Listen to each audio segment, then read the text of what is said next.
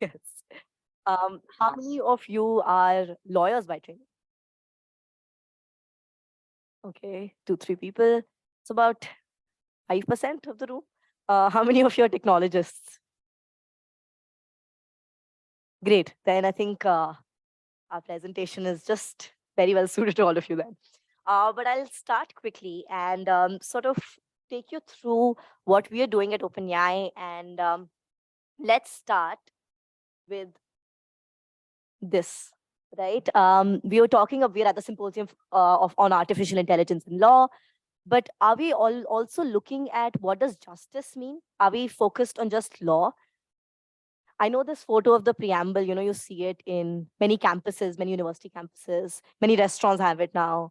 It's at the beginning of all our textbooks in school. Does that really give us the entire picture of the legal ecosystem, the law and justice ecosystem? Can somebody just shout out, what do you think is happening in the justice photo? I hope you can see the screen. I think there might be too much light, but what do you think? It's a Zoom call that is clearly visible.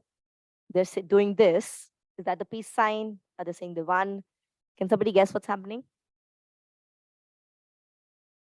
Sorry? I mean, you tell me. Yeah. Yeah. I mean, definitely let's interpret it as that. But what's happening here is this is an online dispute resolution mechanism. It's a startup called Sama, which is doing a Lok Adalat hearing on Zoom. And these are workers who were working in a metropolitan city and went back to their hometown because they were not being paid their wages on time. They filed a case with the local Adalat, Lok Adalat, and when they went on to Zoom, because of a language breakdown, they're confirming to the judge that, yes, we are due 2 lakhs, right? And this is what justice is, being able to access it wherever you are in your own language, with dignity, with your self-respect. So when we talk about the text, we are definitely focused on how do we interpret it? How do we analyze it? What is the letter of the law really saying? Has this judgment been overruled? But what is that? What is the experience of the people on ground? How does it make you feel when you step inside a courtroom, when you're arguing before a judge? Those are some of the questions that we've been thinking about. And well, we'll come to artificial intelligence, but how do you solve for these things, right? How do you ensure access to not just law, but access to justice? On that note, let's talk a little bit about what has been the status quo of the law and justice ecosystem in the country. Less than 2% of Indians have availed legal aid in the last 25 years. This is more than 80% people who were actually entitled to entitlements, but did not have access to them. Only less than 2% were able to access them. And it is for many, many different reasons, right? They were not aware of it. They did not know which systems to approach. Even if they did approach, nothing really happened of that. And a lot of these disputes in India, at least, are around civil disputes, right? They're related to our property, our land issues. And these have been going on since almost pre-independence sometimes, right? But also right after independence. So the amount of time that these cases take is intense, is immense. They've been going on for many years, and they're still stuck as the biggest chunk of our litigation. In the last 5 years, pendency has become worse. We've been trying to get more judges, train more lawyers, have more, create more national law schools, create more training systems. But pendency is just becoming worse and worse. And these are official statistics being released by the government. The legacy framework has been, how do we solve for these things, right? These are things that all of those in the legal system or those who are interacting with the legal system face on a daily basis. We know that we have to approach the court if we want justice, right? If we have been wronged, that's where we go. We look to the government to ensure, because we're in a welfare state after all, we look to the government to ensure that we are taken care of. If we have been wronged, we approach the lawyers because they know best. We know best. I'm a lawyer. This is what has been happening for so long. And yet, as we're seeing, these are issues that have been continuing for the last 25 years. How do we solve for that? This is not working. Clearly, this legacy framework, it sounds good. It looks great on paper. This is how it should be. But something's not working. What's broken? What is that stuckness in the justice system that is not letting us escape this sort of vicious cycle that we're in? We know that courts are overburdened, right? That's not a secret to anybody. We've tried to get more judges onboarded. We've tried to do a lot more judges training, but it's not really solving for the problem. Government is unreliable in the sense that there is a lot of red tapeism. There is a lot of bureaucratic processes. They're not really accessible to the people on the ground. It's daunting to approach your MLA and ask, मेरे घर के बाहर से कूड़ा नहीं उतरा एक हफ्ते से, right? Who wants to do that? You'd rather complain on Twitter. Lawyers are really, and even if you want to approach a lawyer, how do you find one? That's the biggest one, right? How do you know who is a good lawyer? अच्छा शर्मा जी के लड़के ने किसी का case करा था, उसका कौन सा लॉयर था वो पूछते हैं. This is not how the second largest populace of the world should be able to access justice, by word of mouth, right? And it's, of course, costly at the end of the day. You have pro bono services, sure, but the majority of the people in the country do not have access to those. So let's imagine how we would solve these really trite issues by now. Let's think of a new framework. Let's think of new ideas, tapping into new energies. I was talking to Saurabh yesterday, and we were discussing the Gujarat earthquake, right? And what happened there was, and he was telling me the story, that within 2 hours, entirety of his community where he was staying in that city made food for all of the the people who were affected by the earthquake in just 2 hours, and it was airlifted to them, and it reached those people the very same day. This is the power of the community, right? You walk inside a college campus,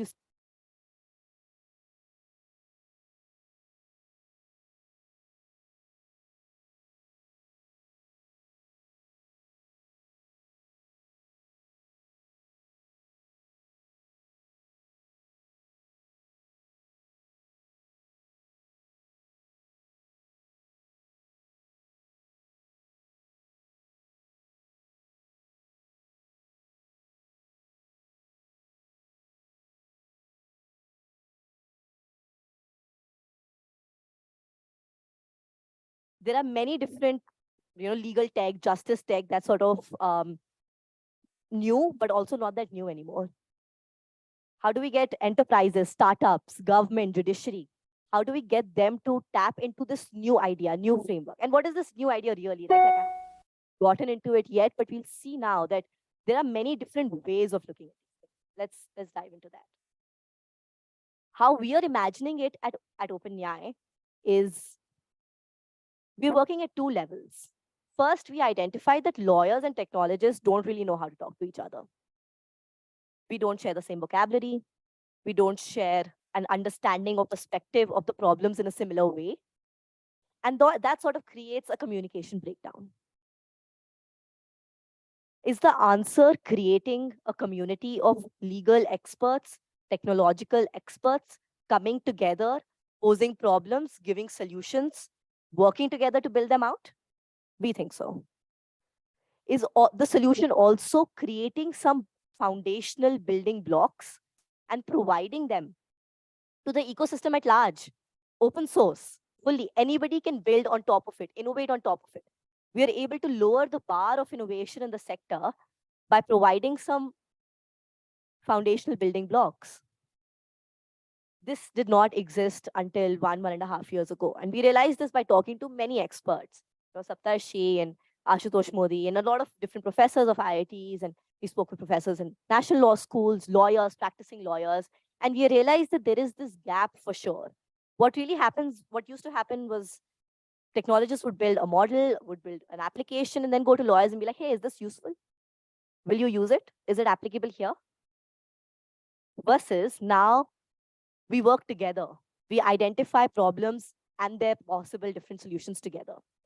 So OpenAI is basically, we are aimed at developing some open source softwares, data sets, and help using AI to advance access to justice. We are doing this by lowering the bar of innovation. We are looking at justice needs, not just legal needs. We are building greater capacity. We have many different initiatives where we're trying to get more and more innovators, makers, entrepreneurs, researchers together in the same room, really brainstorming on different ideas. And just how do you engage a variety of stakeholders, right? Let's look at this innovation landscape. Now, this is a meaty slide. There are many AI models that have, marked the ecosystem as, hey, these are the benchmark models, right? Rhetorical roles, you look here.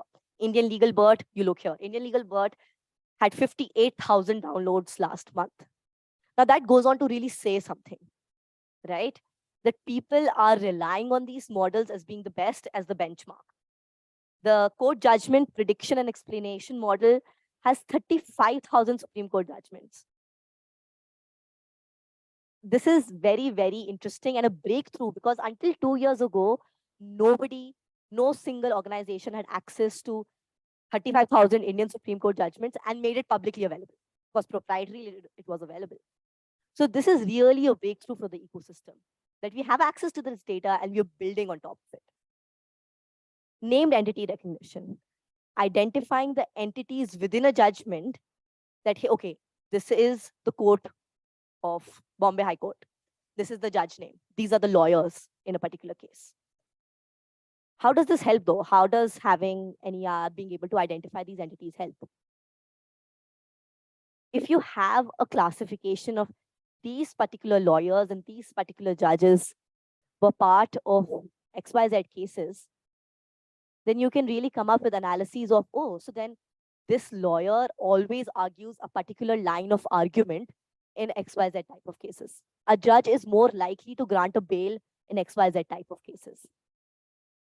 These sort of analyses is very, very useful for researchers as well as practicing lawyers to be able to really comment on the kind of legal ecosystem we have, on the kind of justice system we have.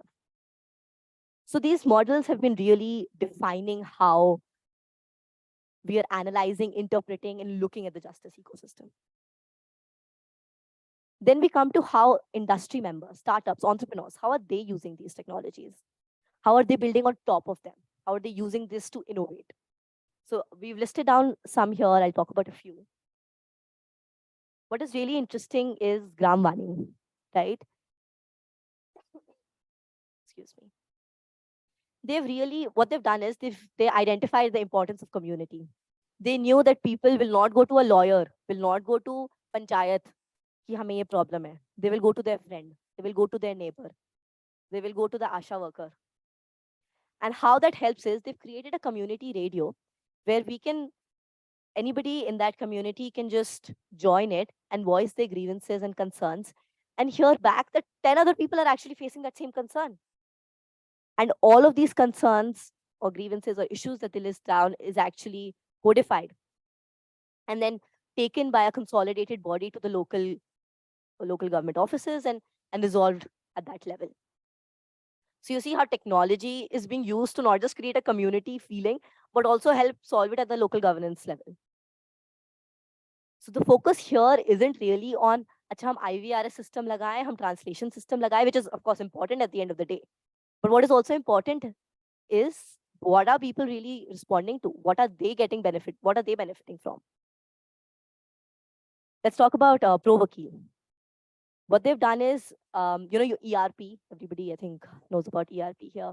It's basically a system where you can manage all your documents, all your data flow processes on a single system.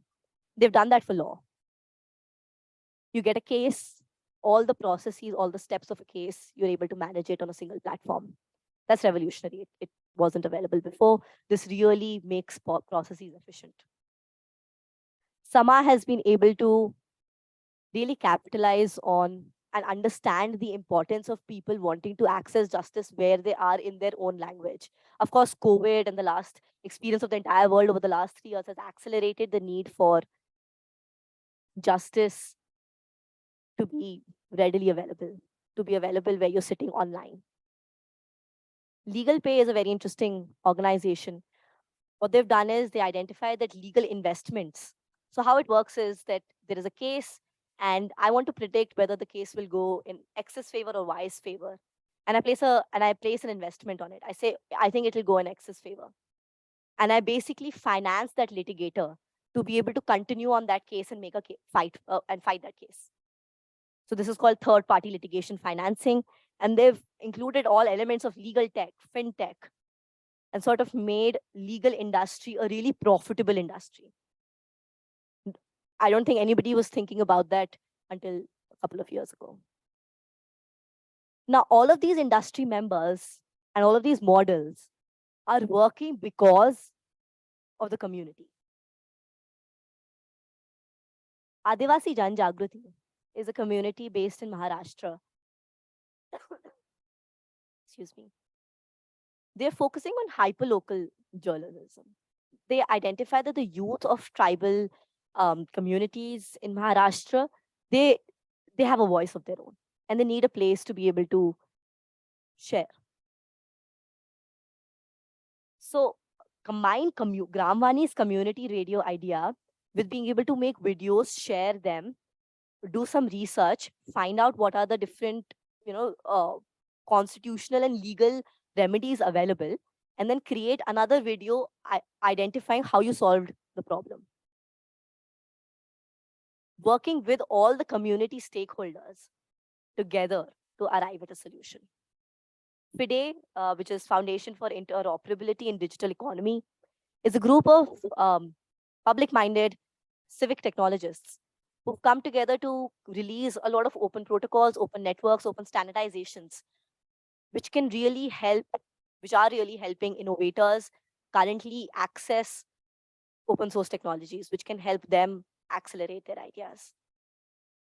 Jawabdehi Andolan, Indus Action, they're all relying on the power of the community. And in fact, Jawabdehi Andolan is working in Rajasthan to get the social accountability bill passed. They've been working for the last many years, and they've in fact been largely successful in getting the bill to the parliament, getting it to the second level, then getting it tabled. And now it might just get released. And the bill is all about that if the government in a state act has promised us XYZ, and it hasn't delivered it in the number of years it promised us it would, how are they accountable? So a community of people coming together has made sure that they were able to do this. If not for these community members coming together, if this industry members, innovators, entrepreneurs recognizing the needs of this community, using benchmark models, if not for that, the legal ecosystem would look very, very different today.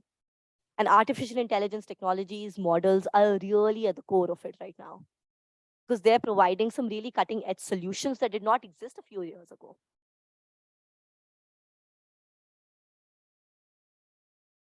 Here, I want to talk a little bit about if these technologies did not exist, how can they help us today, now that they do exist, right? The four most core stakeholders in the legal ecosystem today are judges, lawyers, legal researchers, and law students. I think all of us can largely agree on that. I'll take one example of judges, for instance. They have to write a judgment. What are the repeated tasks that they're doing on a daily level, right? Because for me, as a lawyer, the first aspect of learning how AI works is understanding that it can really do any repeatable task, any mundane task that a lot of humans have to do in a quick and fast manner, very efficient manner, right? That's what largely, simply stated, AI is. So we said, okay, what are judges doing on a daily basis? They're writing judgments. They are reading the submissions given by lawyers and trying to find the relevant paragraphs that they need. They're searching for specific language in an act to see whether it's been cited correctly by the lawyer, what arguments were made, etc.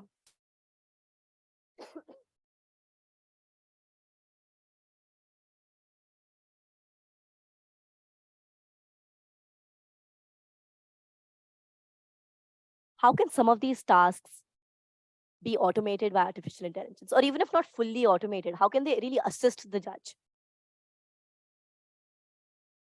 There is SUVAS, which is one of the biggest breakthroughs that the Indian judiciary has done in being able to sort of get an artificial intelligence based tool within the judicial process, right? If there is information retrieval using rhetorical roles and NER models that we were just talking about within a judgment, then a judge can basically have quick and speedy access to, okay, this judgment was overruled. These are the lawyers in the present case. These are their arguments. These are the precedents that they have cited, right? They don't have to go through copious 200, 300 pages of submissions. If a judge, so I don't know how many of you know this, but in district court, high court, even Supreme Court at times, judges actually narrate the judgment, and the court clerk who sits has to actually type it down, right? So he's narrating, he or she is narrating it in the courtroom. Imagine if there was transcription. It's as simple as that. And those technologies exist today, right? You have your AI for Bharat Bhashini models, you have Google Translate, you have many different transcription models, and Saurabh will talk more about that. But let's take another example of a law student. We're all students here, so I think we have to study a lot. Students have to study a lot. They have to go through many judgments. They have to study for exams. They have to do internships, moot court competitions.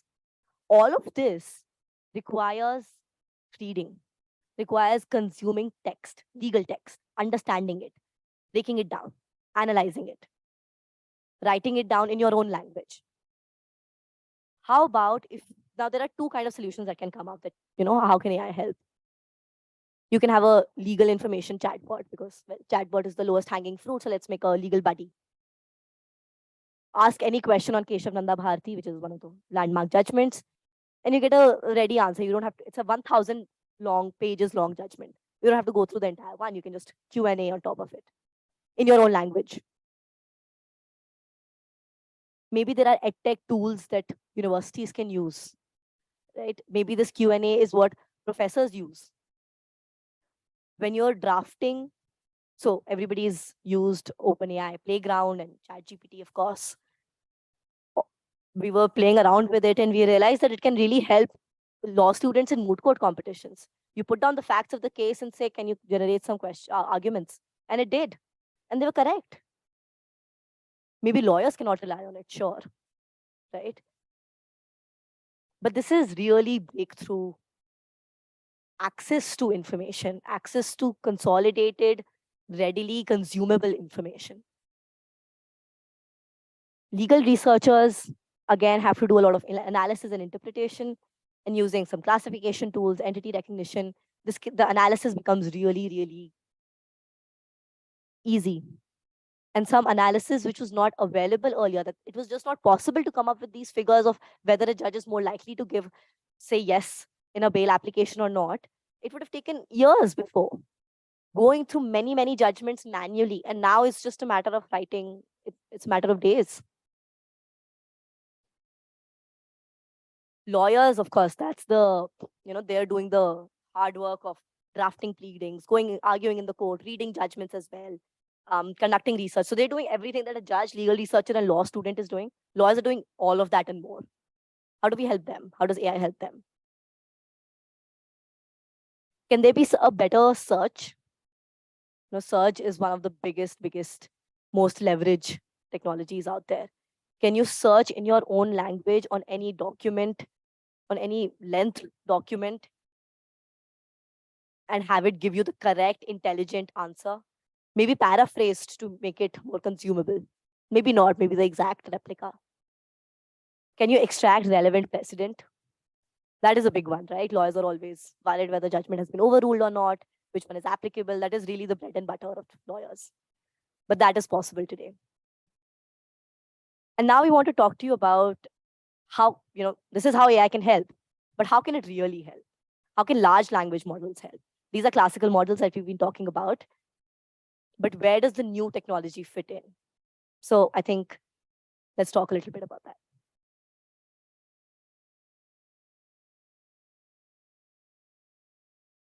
Hello, everyone. we tried to create a pun when we announced the session that new LLM in town, but clearly like we did not have enough legal audience there to appreciate that joke. But the couple of key takeaways from like what Smita spoke about, right? Like first is that when we think about artificial intelligence technology in the space of law, right? We largely think about like we have some text data. How do you do smart things on that, right? And that can result into maybe analytics, that can result into drafting things and some really fancy stuff, right? But what it also does is like it limits the view of what is possible, right? So how do you expand the view of what is possible and what you can really use this thing for, right? And I think that's why it's a very critical thing to appreciate that, the closer you are to the justice problems, the more opportunities you will see where technology can really make a difference in the lives of people, right? And I think that's a very important thing. Bunch of things like, again, I wanted to highlight, right? The current research landscape with respect to AI and law in India, right? Like it's really good, right? If you think about it, right? Half a lakh download of a BERT model, right? Like global benchmark of 94% on NER model on Indian text, right? These are things that were not reality like a couple of years back. But in last 2 years, what has significantly changed is that all the people who are working in this space somehow realize that there are more people working in this space. So let's talk, right? And they have basically come together. So as an OpenAI, we are also a very vast community of more than 150 and 200. I can hear myself, which is very strange, but more than 150 law students from across the country who have contributed in terms of like annotated data. We are also a community of like really large number of technologists, both from for-profit industries to like one of the founding partners that we have is like from ThoughtWorks, right? Like which is a data science company. National law schools are very important part of our entire ecosystem where they contribute both their knowledge, resources, and access, right? So it's really a public endeavor in that sense, right? Now moving on to the cool stuff, right? Large language model is something that we have all been speaking about. Like it has made a lot of waves. So one thing, like I think it has been in existence for multiple years now, but I think it has created wave after like Chat GPT, right? But why is Chat GPT so exciting, right? Like GPT have existed for at least like a couple of more years than Chat GPT came, right? I think Chat GPT did a couple of things. One, it basically demonstrated that a large language model can be as good as a mediocre human being, right? And that's a very interesting thing, right? Like when a machine reaches a mediocre human being level, then you can then you're worried, okay. And like for no offense, right? Like I'm a very mediocre person. A lot of us are mediocre people, right? And now if the AI is going to get everyone to that mediocrity level, right? Then it's the human creativity that is gonna be the differentiator, right? Like then you can build on top of these things, right? There are a couple of more things that has basically like have come up with respect to large language model, right? Like couple of concerns. First concern is that it hallucinates. I think all of us have seen, right? Like it giving you wrong answers and things like that, right? But that's the perspective shift that we have had in our work, right? Like, so just to give you a summary of what we do in OpenAI, I think we haven't spoken much about that. I think we do work at three tiers in that sense, right? The first tier is almost like the work that we do with the entire community, where we have all these students, professors, industry people sort of coming together and building things. So we are a maker space in that sense. The idea is that there has to be a space available for anyone who wants to build, to come together, have access to people, right? Like, let that not be a problem. The second thing that we do is we work very closely with grassroots organizations who are actually closer to the justice problems, right? And I think that really helps, because then we are also able to expand our horizons of, okay, if you have NER, then you can potentially do a really good like litigation financing, because you will have like really strong analytics. But if you also had NER, then you can potentially make really good legal arguments against bunch of cases that was just not possible. So for because the room is largely technologists, let me tell you something like which is very mind blowing. So I don't come. I think Smita also did not introduce herself. She's a lawyer, and I'm an engineer by education in that sense, right? One of the most fascinating things that I basically encountered when I entered the legal space is, right, like if you go to a court, say like a tax court, right, and you say, right, like how many cases cited such and such precedent, right? Like give me a statistics on that. Or like did like so and so section, how many cases had like so and so sections mentioned? You will not find it, right? Like this is not available as a statistics, right? And that's why, and the reason lies a lot in terms of the processes that is used inside the code, and what is the data that comes out of the code, right? So it's a area where at least what our learning has been, that a fusion team works much better than a pure technology or pure legal team, right? And that's why one thing that we have realized is that so a couple of learnings, right? Like one, I think like lawyers are just as afraid of engineers as engineers are afraid of lawyers, right? Like, and that's why probably they don't talk, right? You need to have those common vocabulary so that they can start innovating.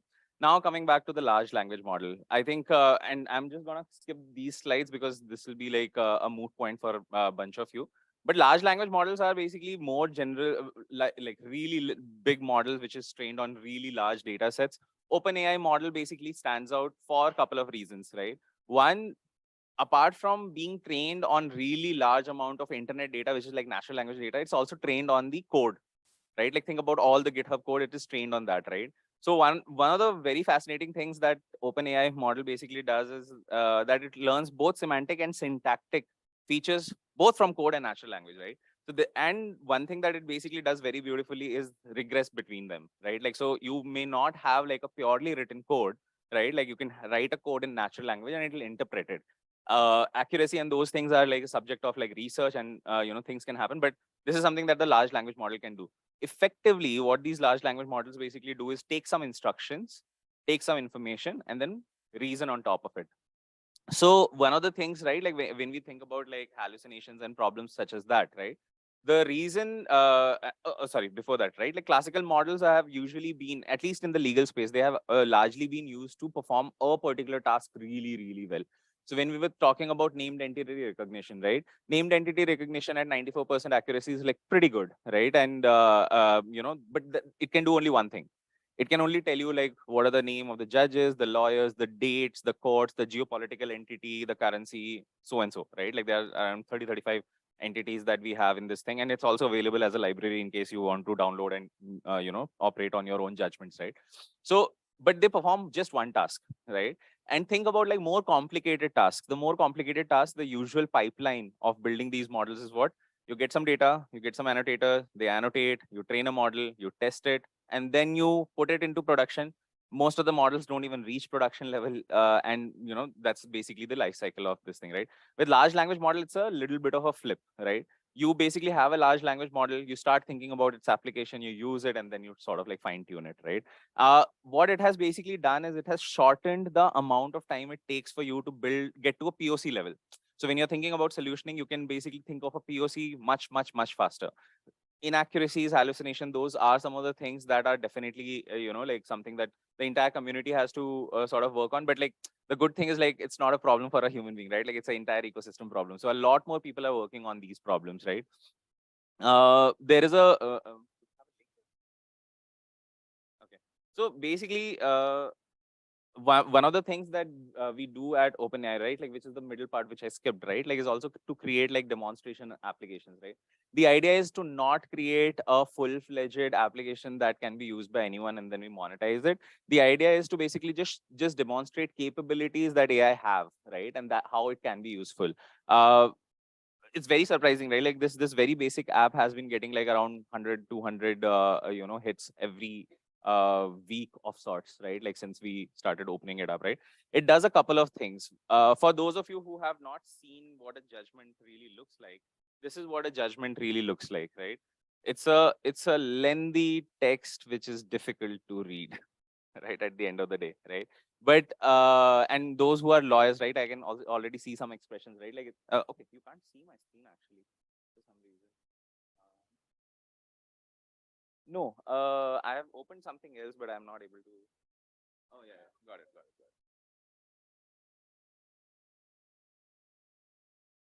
No. Yeah. Cool. So, let me just like zoom it in. It doesn't matter because none of you are gonna read it anyways, right? Like it's very long, text which is written in a very complicated manner, and that's why probably it's not natural language. It's unnatural language in that sense, right? Like legal language is unnatural language processing use case in some sense, right? But it has like a lot of very important information that courts rely on, right? And you don't want courts to get it wrong, right? So either you basically have a human being sit through it and like, churn out things, or you basically think about building some of these classical models which can do some of these tasks. So what are these tasks gonna be like, right? These tasks can be, you can see my screen, right? Yeah.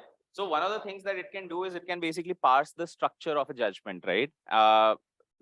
Another very interesting story. So earlier last year, we did something called a SEM evaluation, which is a international competition where we release some data sets and benchmarks for participants who are largely AI researchers across the globe to participate and then beat the benchmark.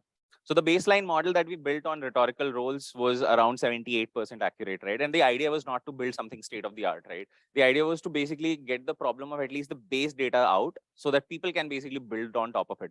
And I mean, like, we are yet to release the results, but like we see 7-point increase in accuracy with the approaches that some of the other researchers have taken, right? So the idea is that, the sooner you open up some of these stuff, the sooner you sort of like, start building it with the community, your chances of getting to a model is very, very high, right? So it's not about like you building something proprietary and then keeping it into the shelf, because you might yourself not know what is really going wrong or what is really going right in that thing, right? Like, so what we realize as part of OpenAI mission is that building open, specifically in high stakes use cases, in this particular case, law and justice, building open is not a good to have. It's a critical thing, right? Like, it's a critical aspect because you need to ensure that it is auditable, it is trustworthy, and whatever problem it has is known by everyone, right? Like, so that the expectations are not too wrong, right?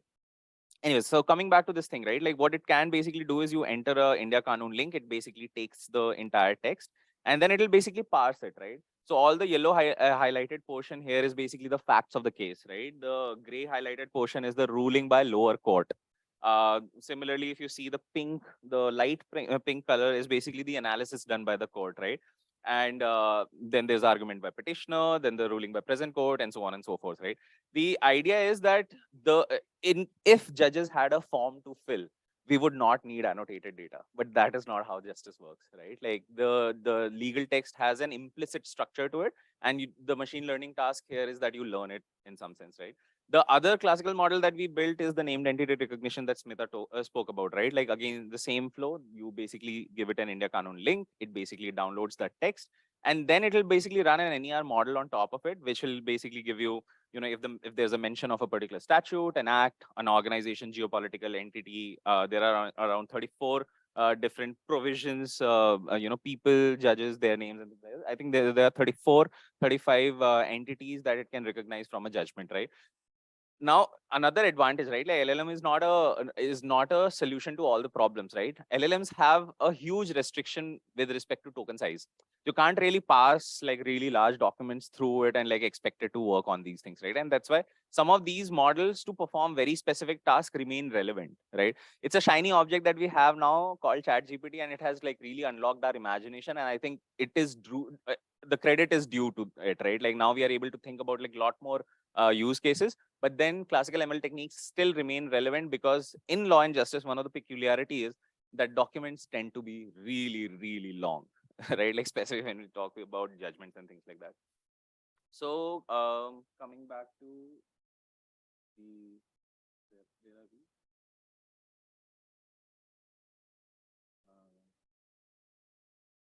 Yeah, this one. Yeah, okay, cool. So this is the web application which is available on OpenAI website. In case you want to go and try it out, it's available for free. There is no sign up, so we will have no user data also.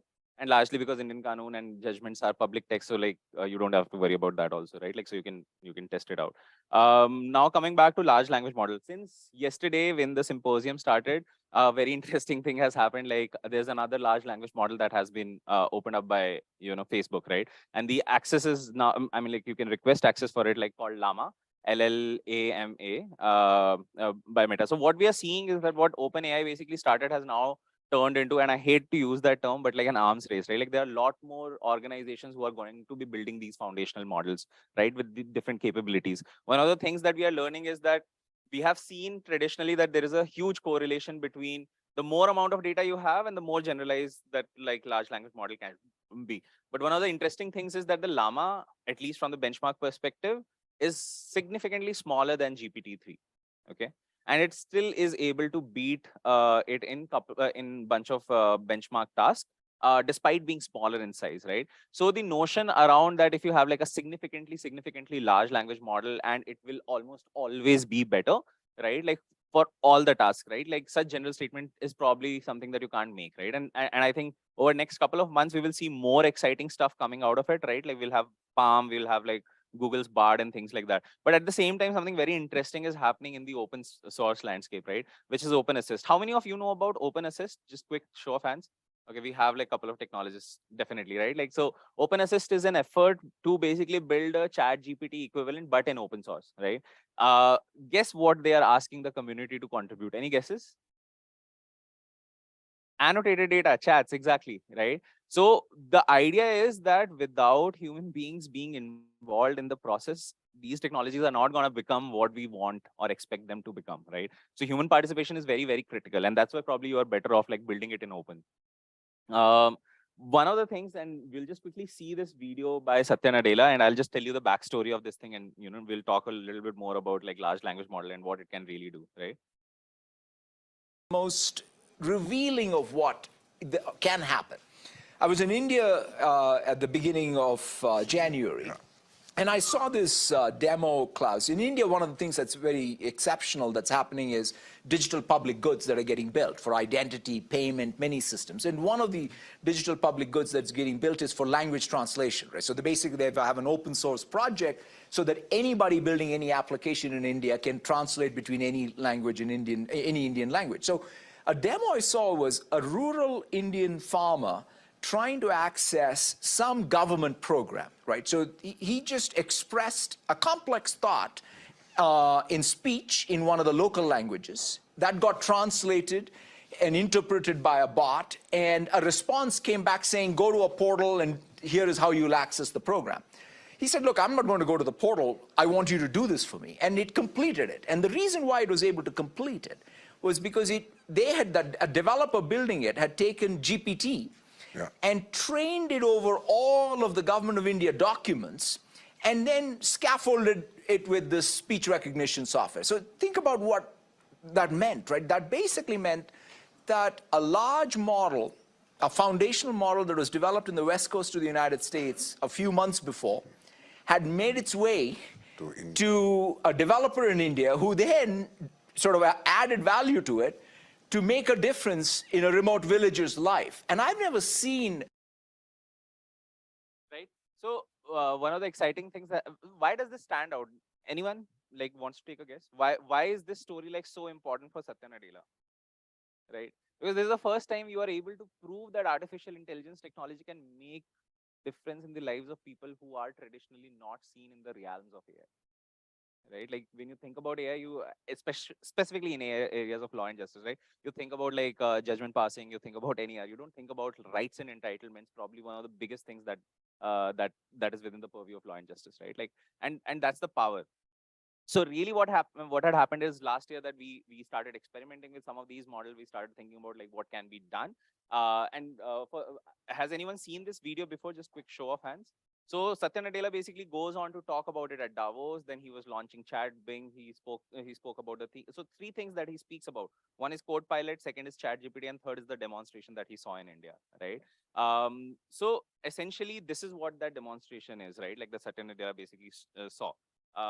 We built this very simple scaffold around Da Vinci model, which is probably the base of like Chat GPT, and we did some engineering around it, and we'll show you what we did. Like, but let's just quickly see what the experience is like, right? So think about it. People who have smartphones, who have WhatsApp, don't necessarily know how to read really well, don't necessarily know how to type really well, can now have conversation and get help from an AI assistant to get to something, right? क्या मैं PM किसान के लिए eligible हूँ? So I just recorded some audio with speaking in Hindi, and of course using code mixing, I said eligible and so on. And then I'm uploading this to WhatsApp. This is being picked up from there, and then you run the Bhashini models, which transcribe it into Hindi text that you see here. Then they are being translated, sent to the GPT model, which has given this response, right? यह देखने के लिए कि क्या आप PM किसान के लिए योग्य हैं, मुझे आपकी श्रेणी, आय की स्थिति और भूमि के प्रकार की जांच करने की आवश्यकता होगी. So basically, it is saying I need more details on certain things, and you can, of course, for those who don't read or find it more convenient to listen, they can play. यह देखने के लिए कि क्या आप PM किसान के लिए योग्य हैं, मुझे आपकी श्रेणी, आय की स्थिति और भूमि के प्रकार की जांच करने की आवश्यकता होगी. Right. So this is highly convenient. So you can read it as well. So I'm going to go and respond to this. मैं एक 2 एकड़ की जमीन पे खेती करता हूँ और लगभग 10,000 रुपये महीने का बनाता हूँ. So as part of the persona, I say that I'm a farmer who farms in a 2 acre field and make about 10,000 rupees per month. Now the GPT model in this case has been specialized to factually answer questions on eligibility based on the actual eligibility that the government has laid out, right? So it says आपने जो जानकारी दी है उसके आधार पर आप PM किसान के लिए योग्य प्रतीत होते हैं. You appear to be eligible based on the details you have said. हालांकि मैं आपको पीएम किसान पोर्टल के साथ डबल चेक करने की सलाह देता हूं. I would recommend you to double check with the portal. So it's being conservative, not authoritative currently, right? And so that's good. So it seems like I'm eligible. I can say मुझे कितना पैसा मिलेगा, how much money would I get as part of the scheme, right?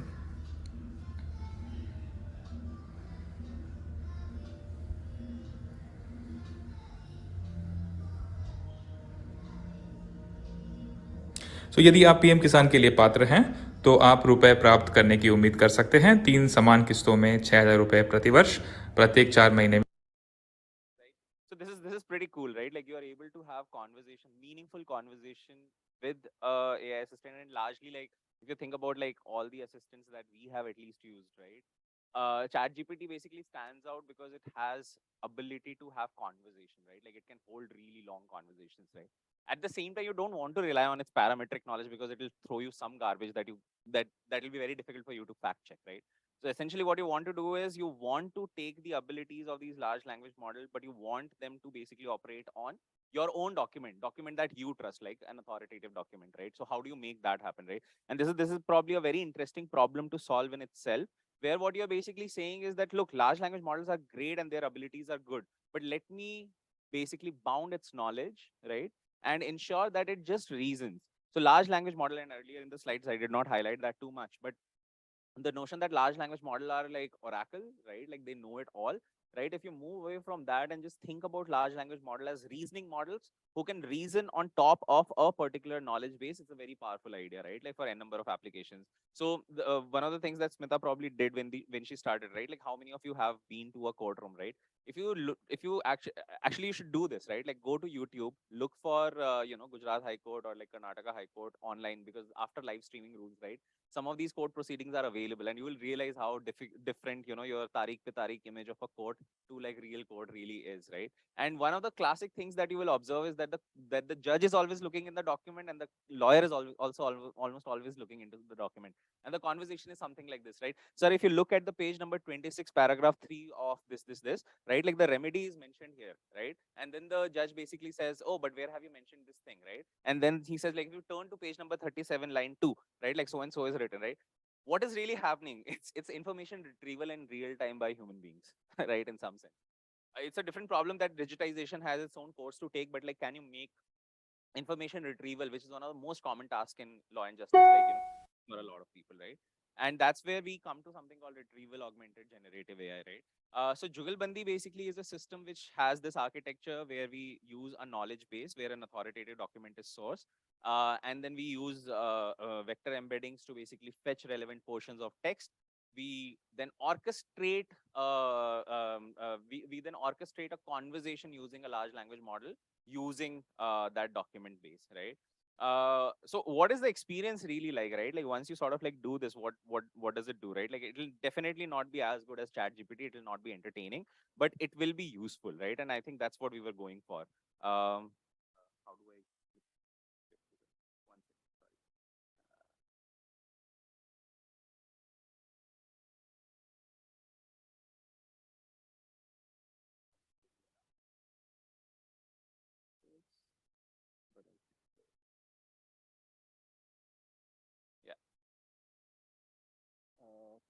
Yeah. So basically, there is a document which is Karnataka Agriculture Pest and Disease Act 1960. Has anyone read this document ever? I assume not, right? Like, and but like again, it's similar story, right? Like if you read through this document, this is complicated. This makes sense to legal community, right? Like lawyers and judges, that this makes a lot of sense to them, right? And more often than not, they require factual responses than an interpretation by someone, because interpretation is their task in some sense, right? So what? So let's try asking this document a question, right? What we do here is we have two documents loaded here. So we'll use the Karnataka Pest and Control Act 1969. We will use we have multiple models which we can use to basically generate responses. But let's ask it a very simple question. Do you have a question? Let me ask you. Let me ask something very similar, right? Like, let me ask, like, who is Slim Shady? Right? Like, we just need to prove that it doesn't respond to these queries, right? Than anything else, right? So, who is Slim Shady, right?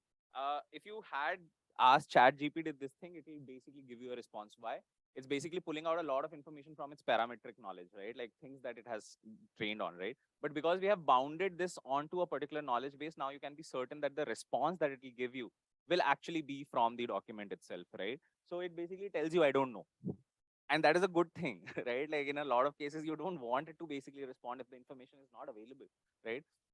The good thing is like using something very similar, right? Like you can say things like, what powers does this act give to the government, right? You can ask much more complicated queries. So one thing that it'll do is it'll both give you a response to this particular question, but it'll also trace back what portions of a text is actually relevant to answer this question.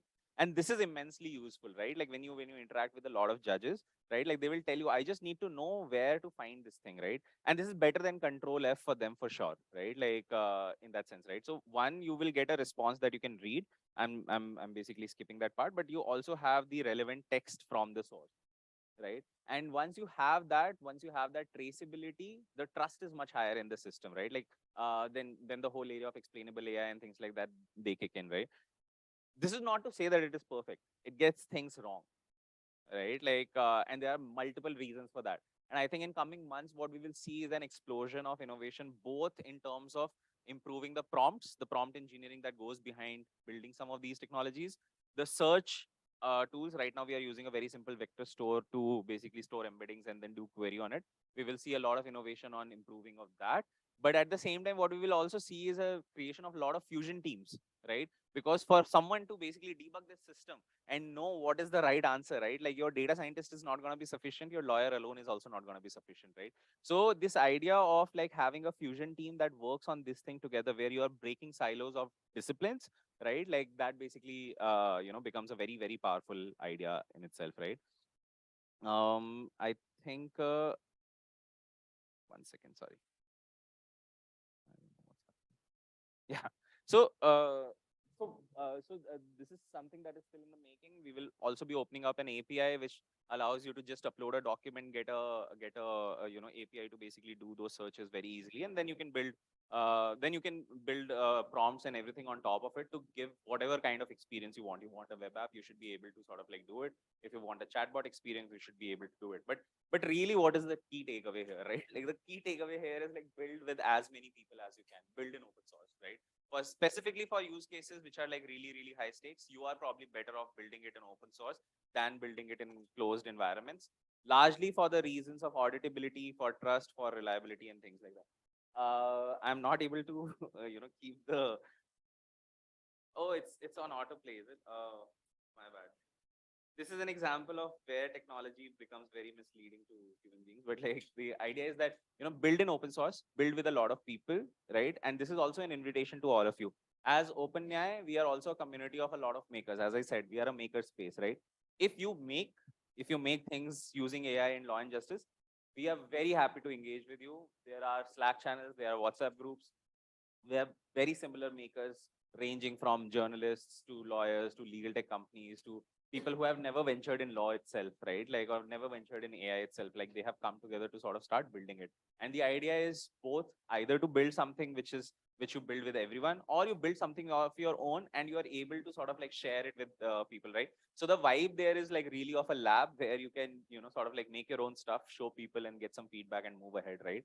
On this note, I'm just gonna stop here, but very exciting times, both for law and AI, and I am very excited to see like what comes out of it, with the humbleness and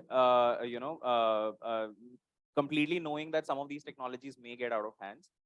So that's all the more reason why we need to build in open source, so that we are able to sort of like mitigate it together, rather than letting like some companies or like some individuals sort of like deal with these problems. With that, I'm just gonna end here, and in case there are any questions, I and Smith are very happy to sort of take that.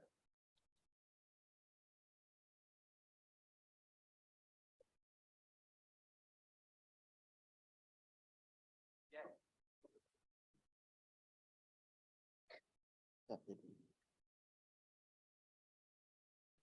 So, I mean, great work, I must say. So, so I was a bit aware of this, but I think putting maybe a BTech student's hat on, this is exciting. But what if someone, a student who is looking into, I mean, AI and law, can get some, I mean, experience with I mean, this kind of tool. So can you give them a demo, like not now? Suppose someone, I mean, reaches out to you and they want to, I mean, try out all the things. What is the process you follow? Got it. Like, so first thing is like there is no dependency on us, because everything is available on both GitHub and OpenAI website. So that is point number one, right? Like if you want to experience what these tools look like, or if you want to see like what is the code written to make these tools or like these models, right? Like everything is in open. Second is, again, as I said, right? Like we are very happy to talk, right? Like just drop us an email and we'll set up a call and talk to that student. I think very critical, especially for bachelor students, right? Like is to be able to talk to someone without too much inhibition of whether I'm getting it right or wrong, right? And I think that's what like a community like OpenAI Labs basically does, right? Like you come with ideas, you will get shot. There is no denying that you will not get shot, but you will get shot in a more human manner than you would be otherwise, right? And again, you have access to lawyers, bunch of lawyers actually. You will have access to like bunch of people who have already been working, so their experience will be valid. Okay, thanks.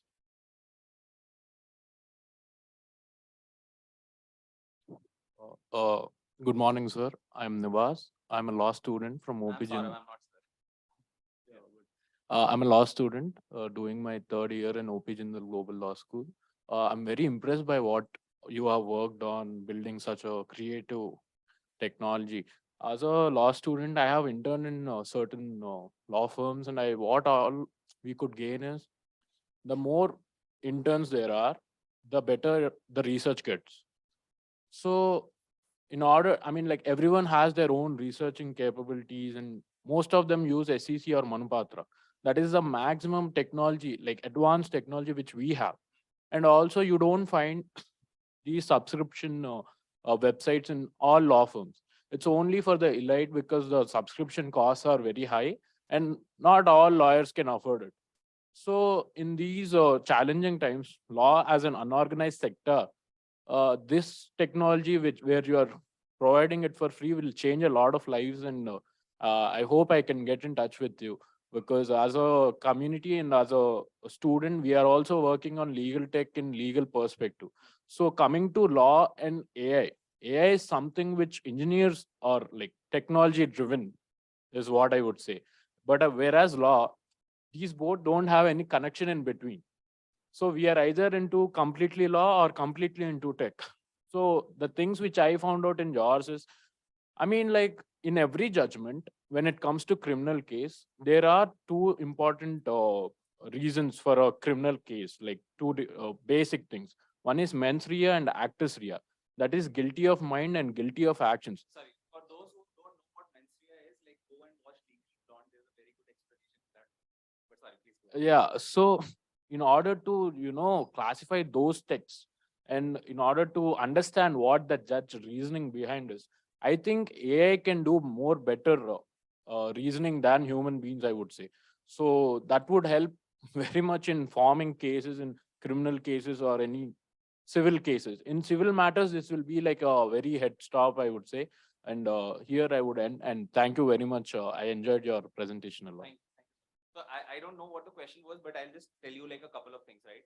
The whole problem around access to just judgments, right, is not something that, you know, a couple of people are thinking about. It's also something that the Supreme Court itself is thinking about, right? Like, so there's a Supreme Court reporter that the ESCR that they have like really started. And I think Smita can talk a lot more. Smita, what is happening in that landscape? Do you want to talk about it?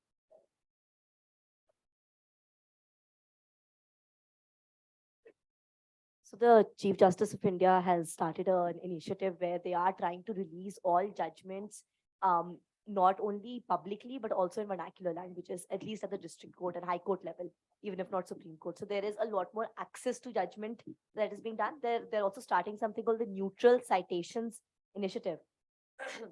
So what happens right now is that every private publication gives a certain identifier number to each judgment. So one judgment will have 5 identifier numbers for different publications. Now the Supreme Court will give one neutral citation, which will be the single source of reference to find that judgment. So the duplicity reduces and you're able to get more access as well. This is one. The other is the translation bit is something that they're very focused on. Just 2 days back, I think the Supreme Court had I was talking about transcription in court. So they've started doing that as well. Real-time transcribing while court proceedings are going on. So that will also increase more access to information. And AI and law, right? Like, I think it's a matter of appreciation, right? Like that both are highly specialized areas, right? Like, and that's why it probably takes a little bit of time for you to sort of like get acquainted with these subjects. Not to say that you can't do it, right?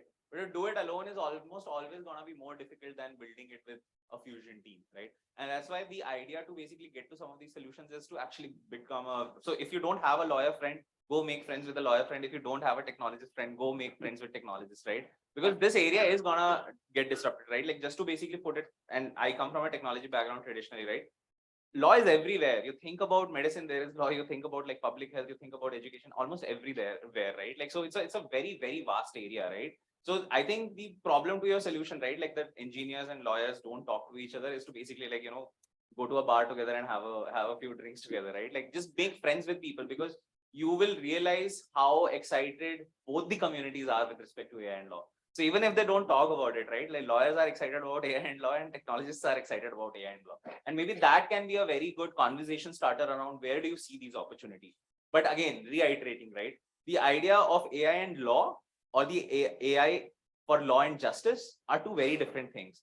And maybe we are better off thinking about AI for law and justice, right? Like, and that's where I think we will see like a lot more opportunity. I hope so.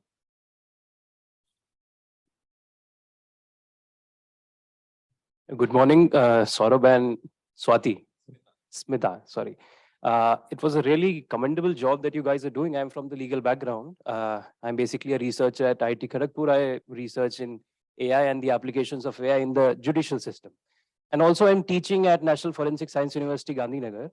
It's a wonderful university, and they have come up with a fusion program of BSc LLB, whereby they are teaching data science along with law. And I believe it's one of a kind university which has started with such programs, and slowly and gradually these things will trickle down to all the NLUs also. But as a professor, I get the query from the students is, sir, why and how can we use data science in law? And I believe this is exactly why and how you can use data science in law, and the broader goal is justice and I believe understanding law through AI.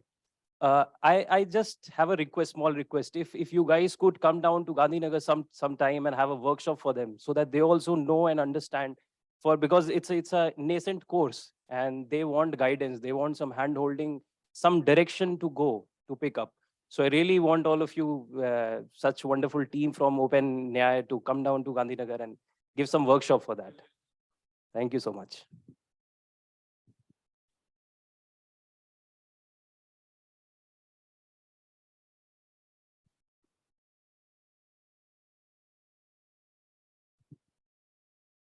Hello, thank you for the nice talk. Actually, I have used your system in one of my recent works about rhetoric. Yeah. Okay. Okay, yeah, sure. So that was really helpful, that OpenNyAI package. And I also read your LREC paper on which it was based on. So I had one more question about this Acts document reading assistant that you talked about. So is there any publication about it, or is it available in publicly somewhere? Purely a prototype, right? Okay, okay, Like, it's it's not. purely a prototype. I think we realized that the biggest problem around hallucinations can be overcome by using a vector store, right? Okay. And this is something that we are just experimenting. I think it will require a lot of validation data where people are able to test it and say, right, whether it was a good answer or not Okay, an answer. okay. But yeah, right now there is neither a paper but like happy to share anything. I mean, Okay. like most of the things that we build are almost always in open source, so happy to share it with you. Okay, thank you. Yeah. And one more question I had. So this is regarding little on a philosophical level. Like in AI, there is a old school of thought. Like old. If you see, I have seen one very old paper where they coded this British Nationality Law or Citizenship Act in Prolog. So that is one way. And now the recent way is this deep learning models, which are basically black box, but they generalize quite well. So, like, what is your opinion on both of these? Like, is that old school AI is also important? Let's say maybe for at least for some of the acts which are for dispute resolution and so on, can we have those logic-based models also will be useful?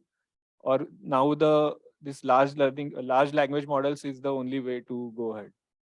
I mean, Smita, maybe you also want to take edit. I would say like it doesn't matter, right? Like what matters is like what is getting the problem solved, right? Like at the end of the day, no one really, a citizen who is able to access a government scheme doesn't care whether deep learning is powering it or a rule-based engine, right? But I the think explainability will be different, right? So, exactly explainability will be different, and I think you will have some level of explainability on both the areas, right? And I also don't think like deep learning will be a silver bullet to a lot of problems, right? I think again, as we said, right, large language models are great, have really small token length, can't operate on really large documents, right? There are going to be problems that requires like all sort of approaches, and I think that's exactly why I keep on stressing the fact that the more we have focus on justice needs, right, like we'll be able to make those choices much better, much faster, right. right? Thank you.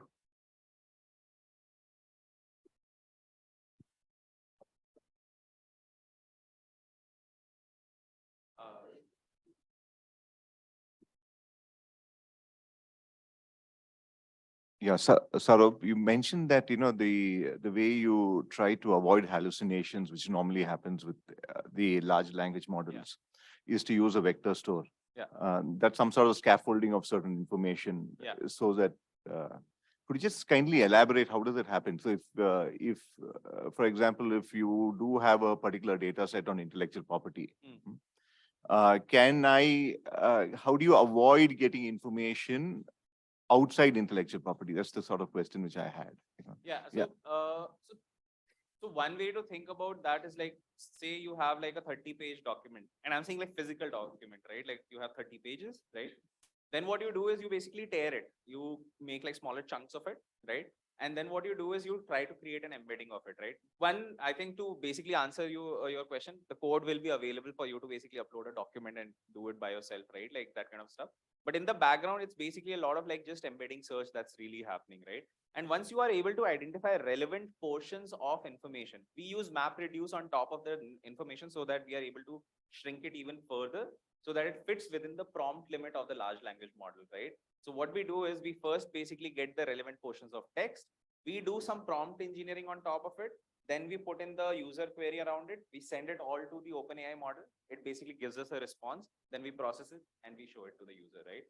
In the prompt, that's where the magic is happening. In the prompt, it is mentioned, don't rely on your, answer factually. Don't rely on your, previous knowledge. Only use this knowledge. If you don't know something, say, I don't know, right?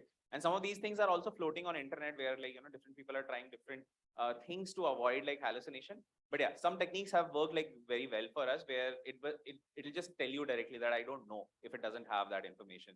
But yeah, to answer your question, it's a combination of a vector store and ability to basically reduce the amount of text that you're getting, which is the relevant portion on which you want a large language model to reason on. Just a follow-up question: how big could this prompt Arbitrary length. Oh, sorry, prompt. You be? said? Yeah. How big could it? Is there any? 4096 tokens is what I remember, and each token is 1.5 words in English. So you can approximate. A good sort of like approximation that I keep in mind is that a large language model can read 2 pages worth of text. And whatever you have to tell the large language model to do, it needs to fit into those 2 pages, right? So that's how you will sort of like try to manage it. What vector stores can have is arbitrary length, right? Like you can have like really, really large documents, right? But then you will also fall into the problem of if you have too much of relevant text, right? And there is some optimization that you'll have to do, right? Like if you have too much of relevant text, it will still not fit into the prompt, right? So what you want it to do is you want to basically optimize for certain parameters so that the relevant portion of text is as small as needed to generate a very good answer. But you also want to ensure that all of this fits within 2 pages of text. Thanks. DaVinci 00. Yeah. We are actually also trying. We have tried MPNet, which is another sentence transformer. There are a couple of more models that we are trying. Everything has basically very different, varying level of accuracy, but all of them have one problem, that they don't understand legal language as accurately as human beings would be able to do, right? And that's why a lot of like interesting prompt engineering exercises, a lot of fine tuning exercises that needs to happen. But just to put it into the timeline perspective, right? November, December, when ChatGPT comes out, Text DaVinci becomes very famous, OpenAPI access happens, right? We are, today's 25th of February, right? Like we have a version that appeals to a judge, right? Or appeals to a legal community, right? And that's the speed of diffusion of technology that's happening in India, right? So that's very exciting in some sense.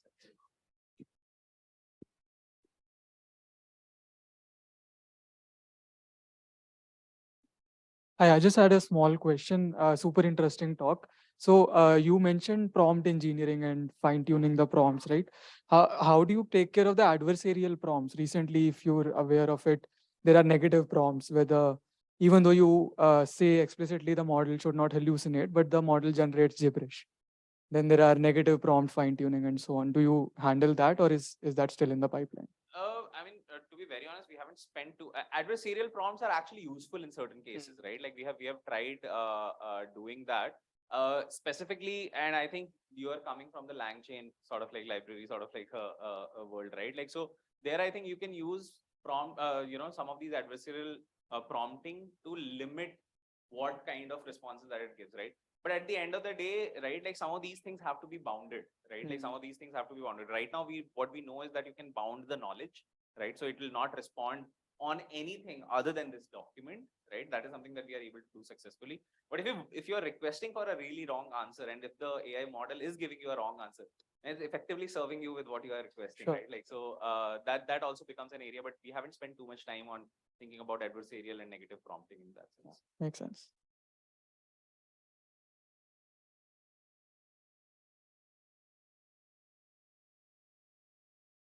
All right, I don't think there is any other question, but like I and Smita are around in case anyone wants to chat. And again, it's an invitation to everyone who is basically building something. Check out OpenNyAI.org, and we'll be very happy to chat. Thank you so much. Take care, everyone.